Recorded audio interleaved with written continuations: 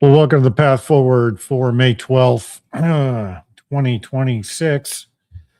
And I wanted to start off today and talk a little bit about my background for those of you on YouTube that have never, you've probably seen the shows that I've been posting, but you probably don't know about my background. And for those of you who are new, um, I think it bears mentioning.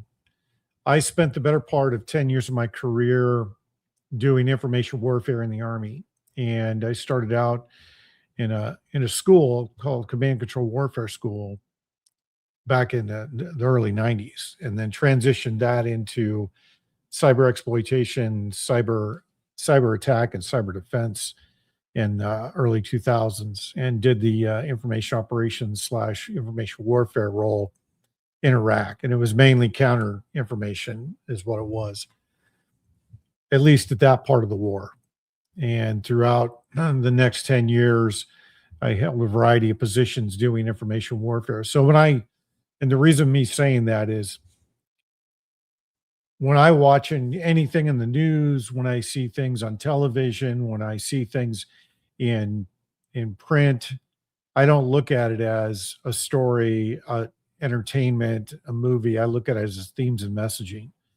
And part of that was exposure to how the system really works, both in DC and overseas, as well as just how compromised, seeing firsthand just how compromised all of our news agencies are. And they're not really news agencies, they're information outlets for I want to call them the elite, the cabal, whatever, Illuminati, whatever you want to call them, right? That the institutional money that's behind all of the information that we see is very, very well controlled. And you can say that it's well orchestrated because it is. And most of what we see is very, very well curated, very well scripted, and very well delivered, but it's BS nonetheless. And most people don't look at it as, especially when you look at the local news is scripted all the way up to the national level. That's why when you switch channels, and there's several videos that have come out in the last few years that show the level of coordination across all the different media, especially local media. You can go to any local channel at 5 o'clock and see the exact same script being played out across every single channel in your local area. Same language, same script, same tempo. It literally is very well scripted. So when you see these things and you take them in, look at what the themes and messages are. Right now, what are we seeing?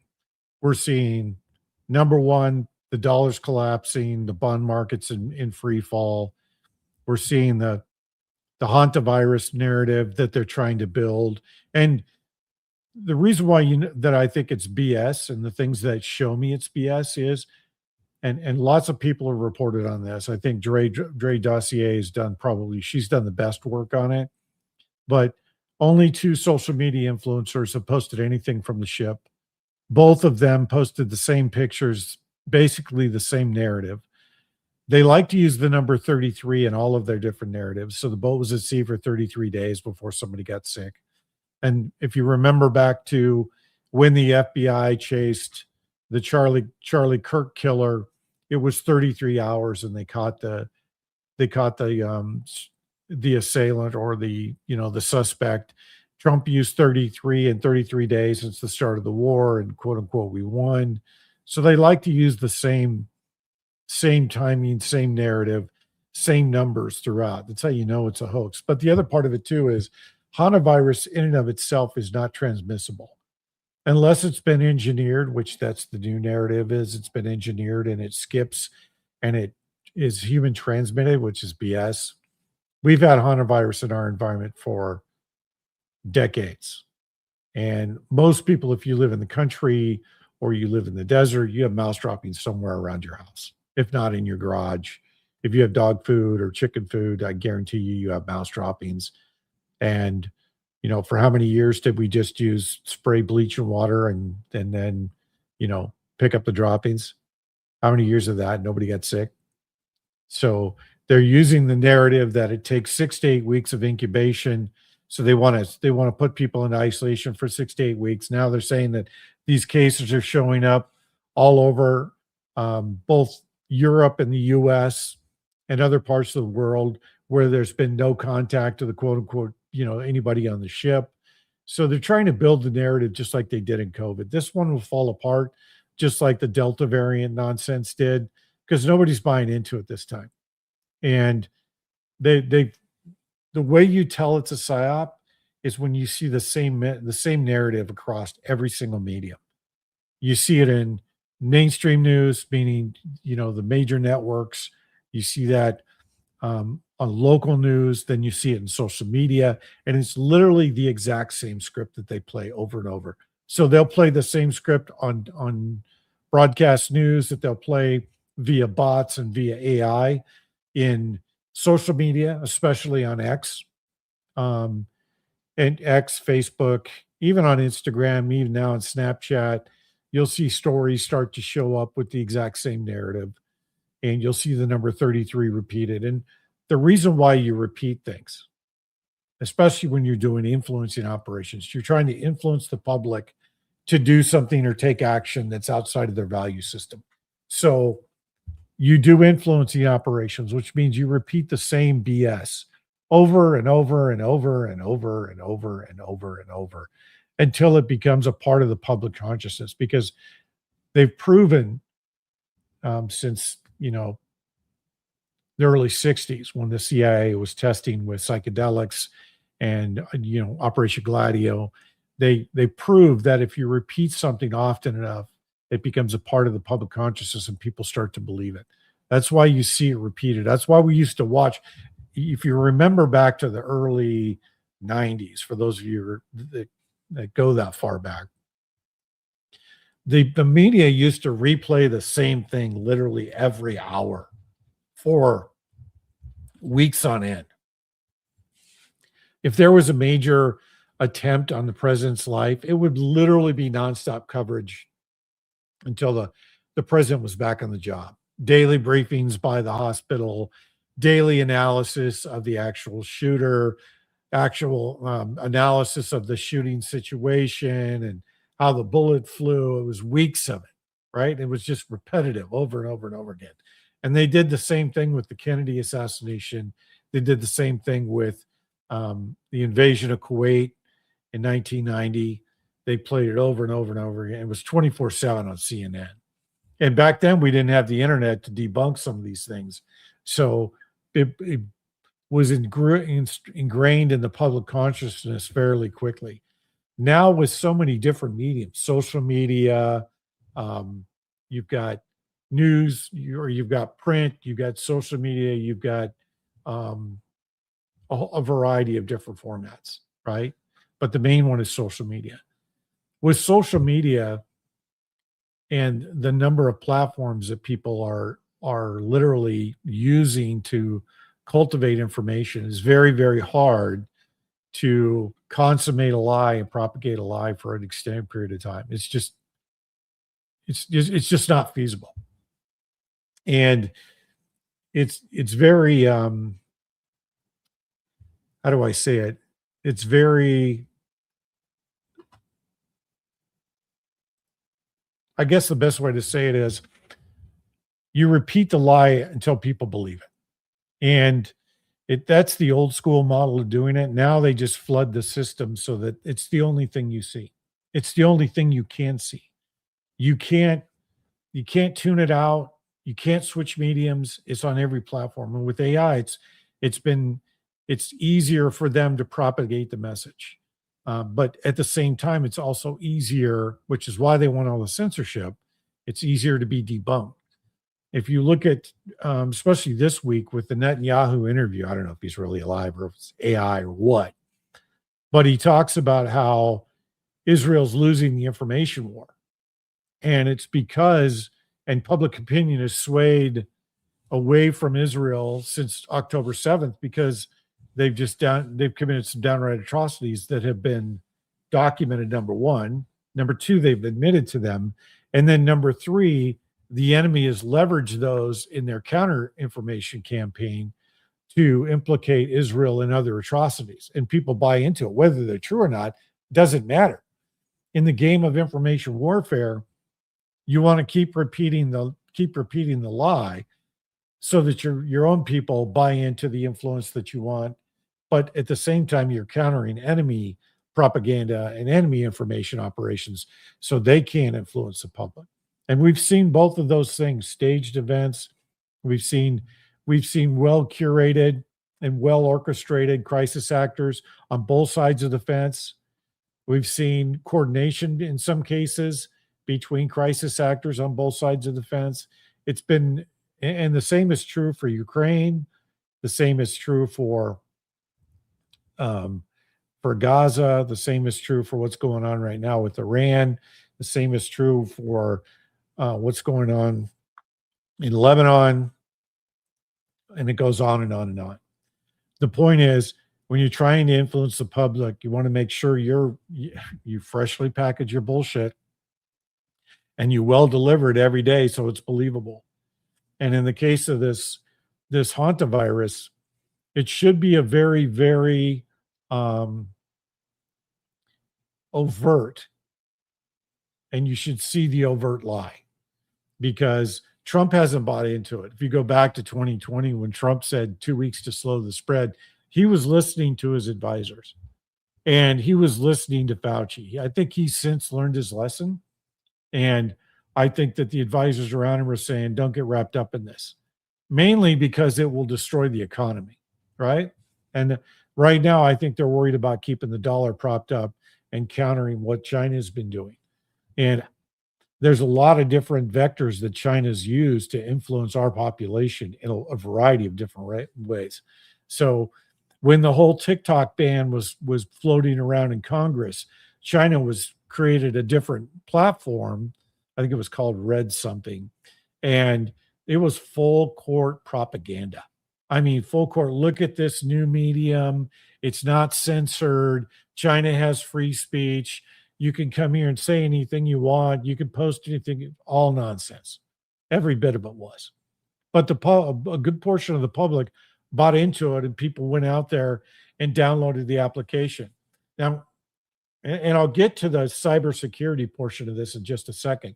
But the point is, China's been running a very, very long and sustained influencing operation in the U.S. against U.S. citizens since the early 80s. And the fruits of their labor was Confucius University being used in all the universities, all the community colleges, most of the K through 12 education systems, at least at the state level, were looking and using Confucius University as a guidebook for the education system. And look at where our education system's at.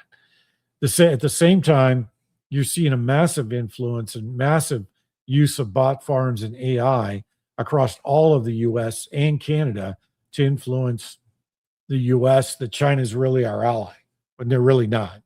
China's conducting economic warfare, information warfare, bio warfare, chemical warfare, what they call unrestricted warfare, total war. And they've been doing it without using kinetic for the past 30 years. So we're seeing the downstream effects of that right now. And that all shows up as pro-China propaganda, pro-communist propaganda. And the example of that is Pramila Jayapal this week admitting on camera that she's gone down to Cuba to promote communism because it's a better system. That is one, she's on the payroll of China. Two, she is flaming communist, has been, and she was installed, and Washington's going full communist, just like California. So you have a very, very effective information campaign that's been conducted by the communist Chinese, and now it's starting to pay dividends. And rather than counter it the way we should, which is counter it like a counterinsurgency, and use law enforcement to start rolling these people up for treason, now we're trying to negotiate with China, and we're letting these people run free. If we were really running a counterinsurgency, we would roll all these people up. Every single one of them. Like the moment Jayapal stepped back in the U.S. from Cuba, there should have been FBI agents at the plane that arrested her for treason on the spot. She violated the Logan Act. She violated at least 3 other statutes, not to mention who was she coordinating with in Cuba to conduct operations down there and to get there in the first place. So there should be, and that's what the FBI's counterintelligence unit is all about. That's what they're supposed to do. So it tells you that we don't have a functioning law enforcement system. We don't have a functioning judiciary. We definitely don't have a functioning executive or legislative branches. So here we are. So China's conducted a very, very effective information campaign, not only across the US, but they've been doing influencing for over 20 years. And it's been highly effective to have this many people on the payroll conducting operations on behalf of China right in the midst of an economic war and a kinetic war with Iran, one of their proxies. You could say it's a success. Because there's a portion of the public that believes that Xi and Trump are in coordination to throw out the deep state. That is both Russian, Iranian, even Chechen information operations being used against the American public in social media to get them to buy into that influencing. And it's been highly effective. And, you know, part of the reason why I say on almost every show, I don't believe anything I'm seeing right now. I say that because the system that, number one, there's no source of truth. And why is the source of truth so important? Because if our government was truly interested in maintaining the Constitution and in maintaining good order and discipline and law and order, then number one, they would build a source of truth either through a private party or they would bolster a private party building a source of truth. In fact, we've seen the opposite of that since 2020. I would say since 2008, when Obama came to town, I would say that we've seen a concerted effort to destroy any and all source of truth outlets across the Western world. And it should tell you that you see things like today I saw a number of different posts saying that, well, the Jewish lobby is behind the mass migration. They're behind the human trafficking. There's no evidence of that in total, right? But it's the nature of propaganda. You make a wild claim, then you don't follow it up with anything. The public hears it enough. They make up their own mind about what it's supposed to mean, and then you're off to the races. Part of the population will believe it's true. Part of the population will believe it's false. Somewhere in the middle, people won't really pay attention or care. And you've got the perfect recipe to create conflict within the zone that you're trying to influence. And that's just exactly what China has been doing. Russia's been doing. Even Qatar and some of the others, and to include Israel, have all been meddling in social media to create conflict. Look at how many people are literally off the reservation right now. And I don't mean off the reservation doing kinetic. I mean, they've gone so far to one spectrum or the other that you can't communicate, that you can't even bring them back to the middle in a semblance of a coherent fashion. They're just too ardent in their beliefs. It's because the psychological operations have been so consistent and persistent and so in depth that they've created belief systems within these people, which is exactly what you want in psychological operation. You want to disrupt the belief system of the population and have them fight amongst themselves so that you can just move in and you've got them off balance so you can move in with a superior force and take over. That's exactly what the Chinese are doing right now. They're doing it through infiltration. Infiltrated most of our blue cities. They've infiltrated most of the state and city governments. They have actual operatives, e.g., the mayor of Boston is a Chinese operative, admitted Chinese operative. You had another Chinese operative that was in Arcadia that was just removed because of racketeering. But you can see that they've been highly effective. And they've done it through infiltration. They've done it through through bribery, they've done it through coercion, you name it. They've used every tool in the book. And we, as the American public, have just sat there and done nothing. So, how does this wrap into hantavirus? Well, if you go back to COVID, COVID shut down over 9 billion people in less than a week, literally 72 hours. And they shut down the entire world travel, world activities to include at the city level. And then they just slowly started marching in the control measures. First, it was, 2 weeks to slow the spread, meaning stay home. Then they closed all the private businesses and left the big box stores open. Then they started the social distancing. Then they started the masks. Then they started the push for the vaccines. And by December, they had the vaccines pushed all over the place. That consistent beating the drum. And again, the whole narrative that they used is based on fear, and you leveraging fear to motivate the public to follow exactly what their instructions were. And look at how many people, here's the downstream of that the COVID narrative was so effective for a certain part of the population that as soon as they said hantavirus, people were masking up. Nobody even asked the question from the word go in COVID, is this real? Is this virus real? Is this illness real? Is this a bioweapon? Nobody asked the question. Trump called it the China virus. But the truth of the matter is, Trump gave us warp speed. And warp speed is a DARPA DOD program to distribute the vaccines. And the vaccines have been proven to be in development from 2015 on. So this was a well choreographed plan and a well choreographed psychological operation to get the population to sign up for it. And the population signed up for it without even giving it a second thought. And look at how many people now, since they've heard hantavirus, are literally masking up. I mean, literally masking up, double masking. And there's the good thing is, and this is always a very, very good counter for intense and persistent psychological operations. It's comedy, right? When you see a bunch of memes, you see a bunch of basically comedy accounts that are spoofing everything we're seeing. It breaks up the public fear.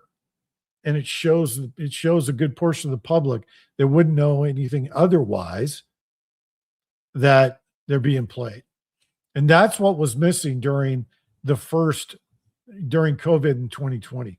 Plus, in 2020, they were shadow banning. They were literally deplatforming people, and they were using pull out all the stops in social media to silence people and keep people tuned into the mainstream media. That's not going to work this time because more of the public is awake after 2.5, 3 years of COVID. The public's awake to the fact that this was just a big scam by the elite.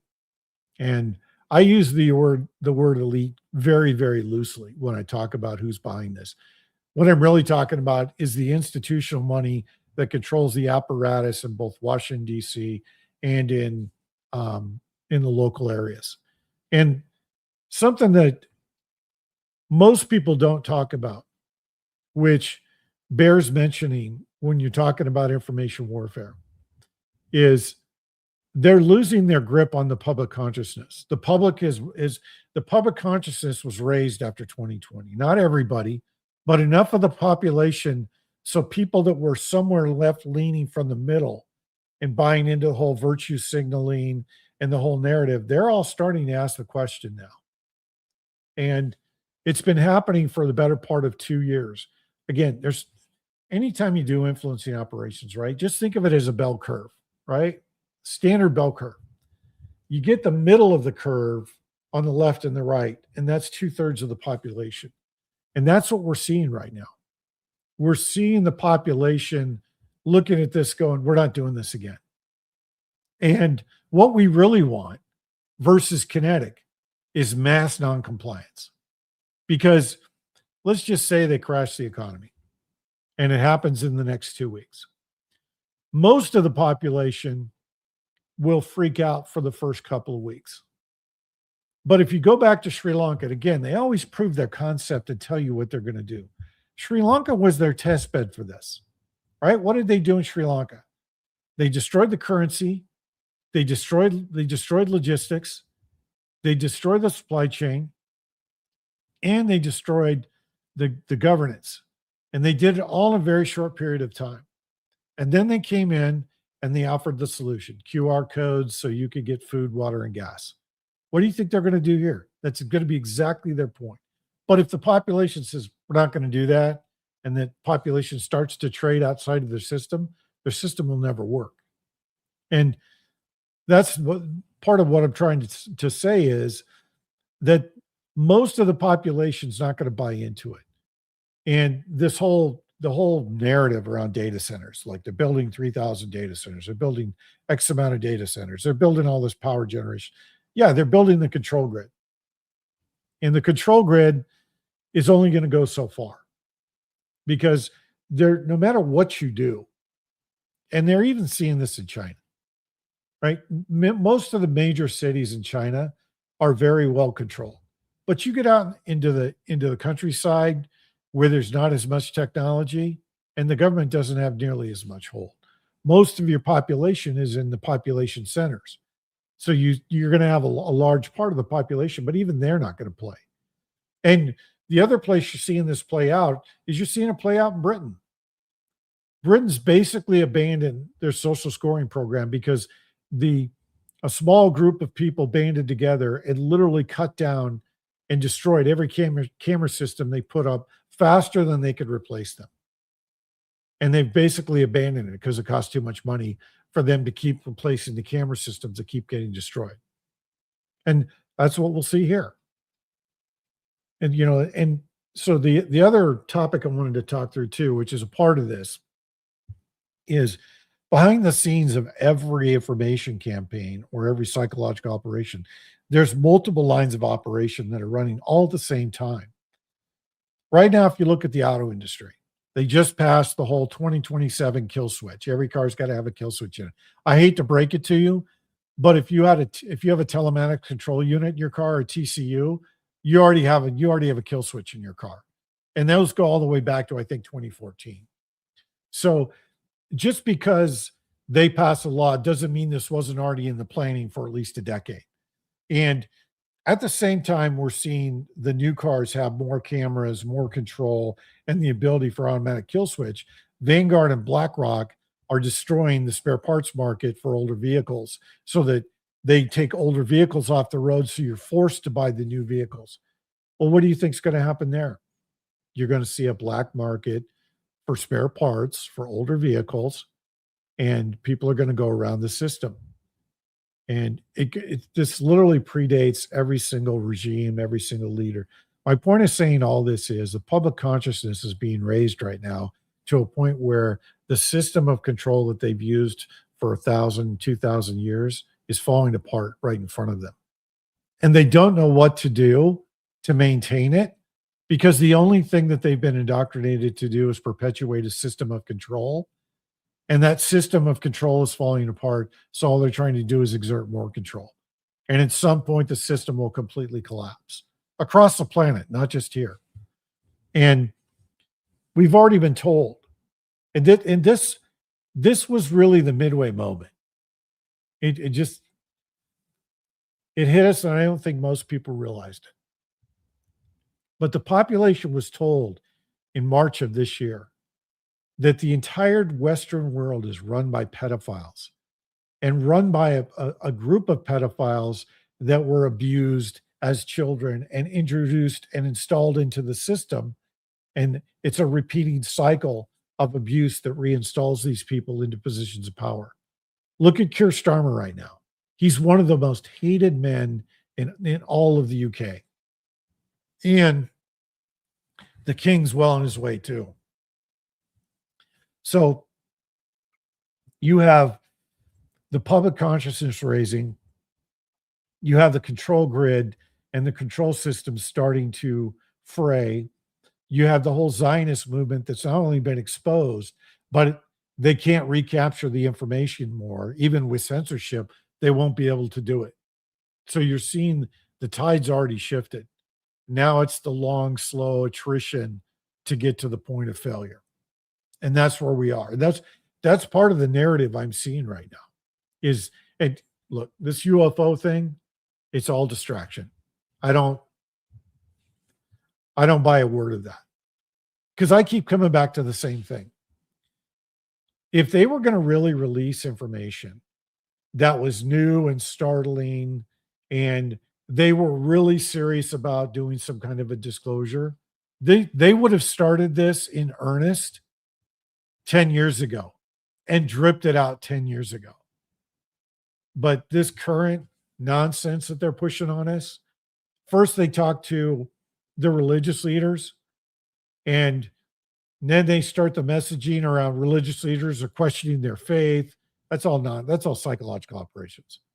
There's no there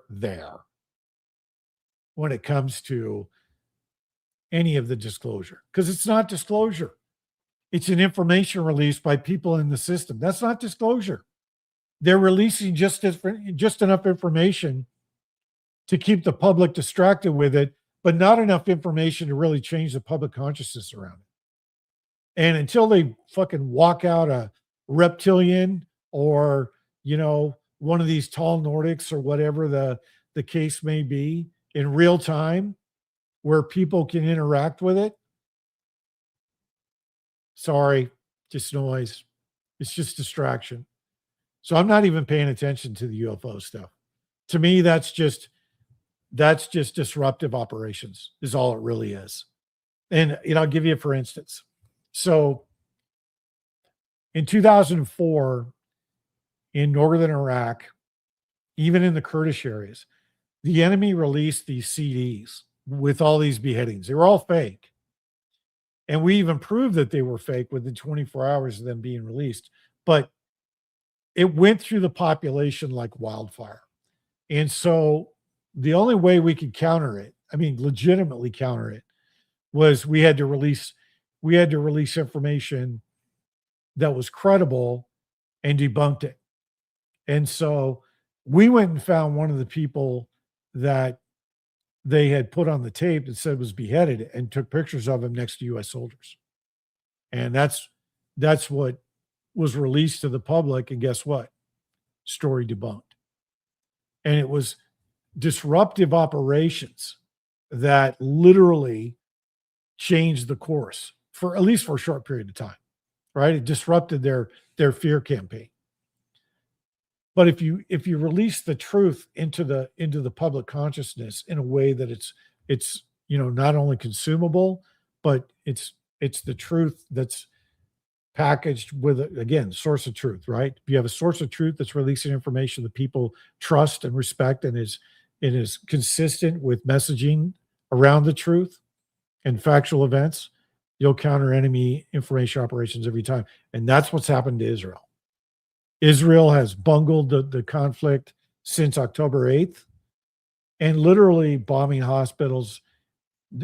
Even if they didn't do it, even if it was a Hamas or Hezbollah operation to bomb these hospitals and blame Israel, their information operations teams woefully failed at countering the information war. And I don't know who was running it, a drunk sailor or maybe a gremlin, but either way, they've done irreparable damage to the trust of the government. And that's part of the gig, right? You can't, and this is where Obama failed. And this is how he's going to be remembered as a failure. Obama spent all of his time race baiting, destroying the institutions, installing insurgents throughout the federal government, and destroying any source of truth. Typical communist operative. What's going to trip him up is the truth is getting out. The truth about him is out. The truth about what he did is coming out. The truth about what Brennan did and Clapper and Hayden and all the rest of them is not only coming out, it's documented now. And when it's released in the courts, which is a source of truth, you will see you will see him remembered as probably one of the Manchurian candidate. And there's been others, but he is the Manchurian candidate. And then the trickle down effect from that and the unintended consequences is the public's going to start looking at every other leader, including Trump. And you're going to realize that Trump made deals to get into office, and the deals that he's making are going to impact him and his reputation and his family's reputation for decades to come. There's a price for making a deal with the devil. And in the information business, anytime that you build any kind of an institution on lies, that history shows that those institutions ultimately fail miserably. And all of that information, because they can't help themselves. Literally, communists can't help themselves. They're part of the downfall of the Nazi regime in World War II was the fact that they were meticulous in documenting everything they did. No matter how heinous the crime, they documented it. And at the end, during the Nuremberg trials, and you can make your case about, Paperclip, Operation Paperclip, and the Nuremberg trials. You can make your case about that. But my point of saying that is we had so much detailed information because they documented everything to a meticulous level. We didn't have to look very hard to figure out who was in charge, who was giving the orders, and what the game plan was. And the same thing has been done with Obama. They were using misspelled names and misspelled email addresses to transfer information, but we caught all that back in 2014, 2015. All of that was caught. And all of this information has been sitting in the intelligence spaces for a very, very long time. So all of that's going to come out. But it'll be post-system failure when it comes out. And look, we're watching in real time the Roman Empire dying. That's what we're watching. And we're seeing it play out real time in DC. If you go back and read The Fall of the Roman Empire, trust me, you are going to see parallels in exactly what's happening right now with the currency, with the governance, with the legislative branches, with law enforcement, even the military. Very reminiscent. What comes out of the ashes of this, I don't know. But this will be global. It's not just going to be the US. It's going to be global. So all these information operations that you're seeing, when you watch the news, if you still watch the news, or you're perusing your feed in Facebook, Instagram, Snapchat, X, whatever, look at themes and messages. What are the themes that they're playing? Hantavirus is lethal. They're saying it's under control, but they're finding more and more signs that it's transmissible. Bullshit. But you see those themes showing up over and over again. You see the same narratives showing up over and over and over again. 33, 33, 33, 33, 33 days, 33 hours, 33 seconds, 33 months. They use the same script over and over. Look for the patterns. And then finally, if it sounds unbelievable, and you should look at everything with suspect eyes. The reason why I say 48 hours is that it used to be 6 months between conspiracy and reality. Now it's 48 hours. And yeah, I don't know. The tick story, nobody has corroborated the tick story. So I don't know if that's fake news. I don't know if that's just fear narrative. I don't know what it is. But all of a sudden, it's all over social media. Look, I had 47 ticks on me today, not 12, not 10, 47. You got 47 ticks on you and you didn't get one tick under your skin. Really?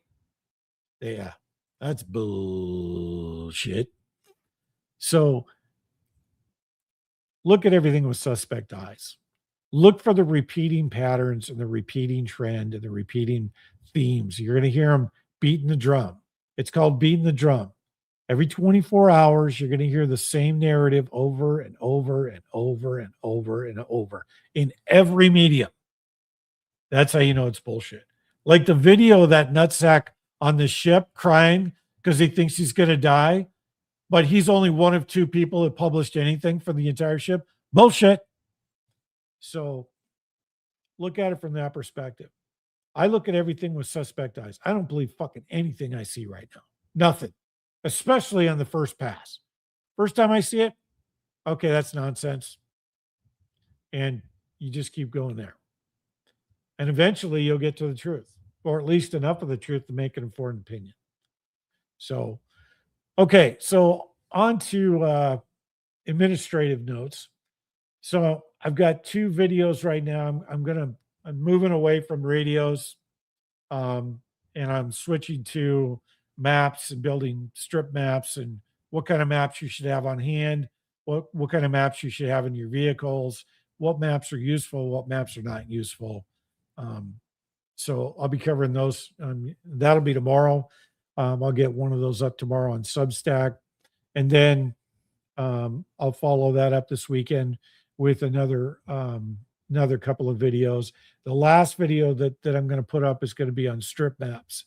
And strip maps in the military, the short answer is a strip map is a map without a lot of detail that helps what used to be a unit, could be a platoon, a company, battalion, elements within that move to a specific objective area.